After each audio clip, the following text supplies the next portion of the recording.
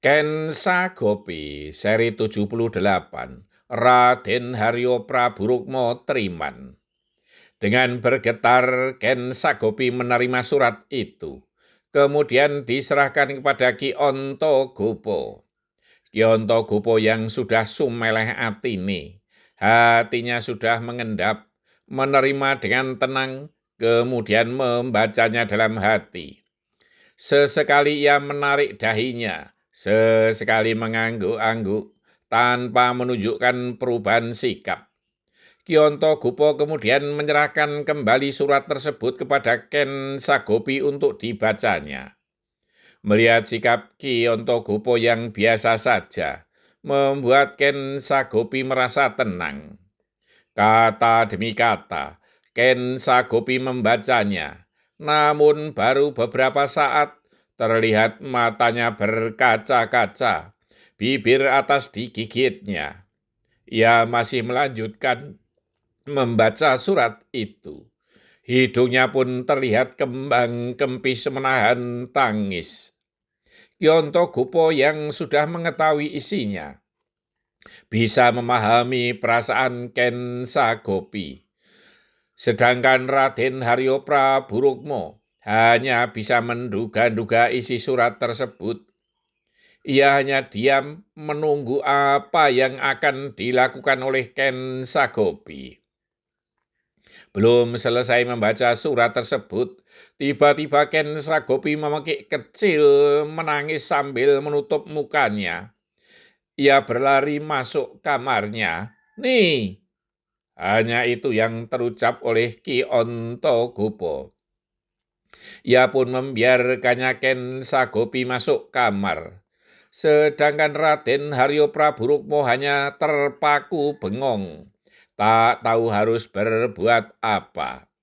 Ia menyesal, kenapa tadi tidak mengatakannya serba sedikit tentang kehendak Prabu Basudewo, sehingga Ken Sagopi tidak terlalu terkejut. Untuk beberapa saat, Ki Ontogopo dan Raden Haryo Praburukmo hanya berdiam diri. Baru kemudian Ki Ontogopo yang berbicara. Biarlah Ken Sagopi menangis sepuasnya. Biar plong, lega.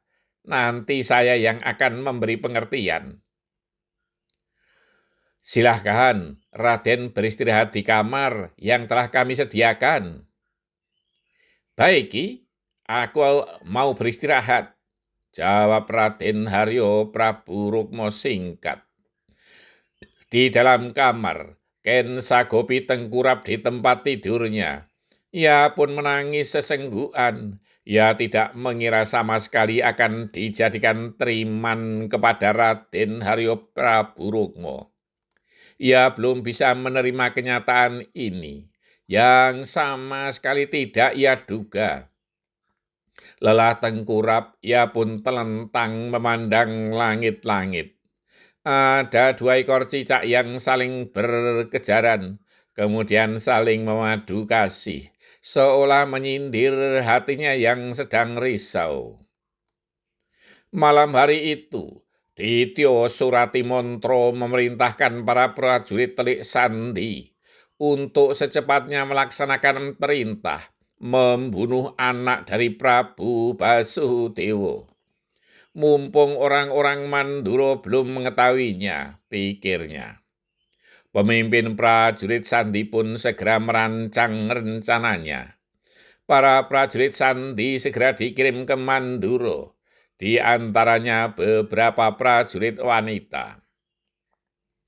Di Widoro Kandang, di pagi hari itu, Ki Ontogopo telah menemui Raden Haryo Praburukmo. Ia kemudian menceritakan bahwa semalam telah menemui Ken Sagopi, bahwa dengan panjang lebar telah mencoba memberi pengertian kepadanya. Ia juga mengatakan bahwa tradisi triman merupakan hal yang lumrah bagi seorang raja. Triman bukan karena raja tidak suka kepada istrinya maupun yang menerima triman, namun justru sebaliknya, merupakan penghargaan bagi keduanya. Kelihatannya Ken Sagopi sudah bisa menerima kenyataan ini, Raden. Imbuh Kyontogupho. Syukurlah. Namun pasti masih ada perasaan sungkan terhadapku. Aku memahaminya. Jawab Raden Haryo Praburukmo. Ya Raden, yang sabar Raden. Pada saatnya pasti akan terbuka hatinya. Aku akan membantu Raden. Jawab Kyontogupho. Bersambung.